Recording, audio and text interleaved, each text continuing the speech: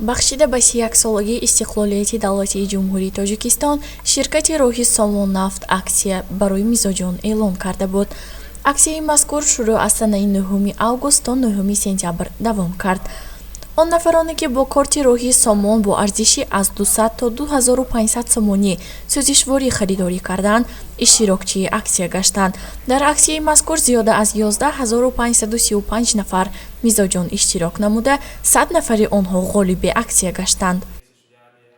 دوستان عزیز بار دیگر خاطررسان میکنیم این پخش مستقیم از تلویزیون تنین، مستقیما همچنین از رادیو تیروز جوانی، همچنین شبکه‌های اجتماعی راهی ساموننفت و از سامانه‌های مدیا پورتال تیروز همچون مستقیما پخش میشد.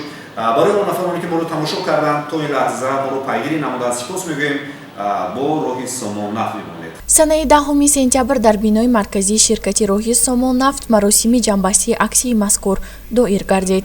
ғолибон тавассути интернет тариқи генератори интихоби тасодуфии рақамҳо дар пахши мустақим аз телевизиони Танин, радиои Тироз ҷавонӣ ва шабакаҳои иҷтимоии роҳи Сомоннафт муайян шуданд. се версия шудани аз телевизион, аз радио ва шабакаҳои иҷтимоӣ буд. фикр мекунам аз назари гӯям як навгонӣ ҳам шуд ва оянда ин хеле озмунҳо бисёртар шуда истанд. дар рафти бозии бурднок намояндагон аз телевизиони Танин, радиои Тироз, радиои Шаҳри Ман ва телевизиони Азия, телевизиони Оила ТВ, мизоҷон ва кормандони ширкати роҳи Сомоннафт иштирок доштанд ва шаффофияти ҷанбастии аксияро назорат бурданд. дар анҷом иштирокдорон андешаҳои худро оид ба рафти ҷанбастии аксияи мазкур иброз намуданд.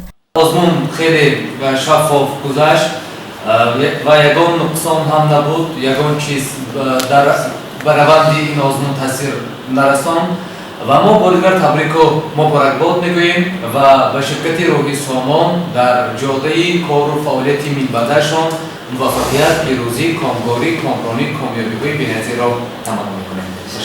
санаи 12 сентябр дар нуқтаи фурӯши сӯзишвории роҳи Сомоннафт воқеъ дар полигон маросими супоридани сертификати ғолибон доир гардид.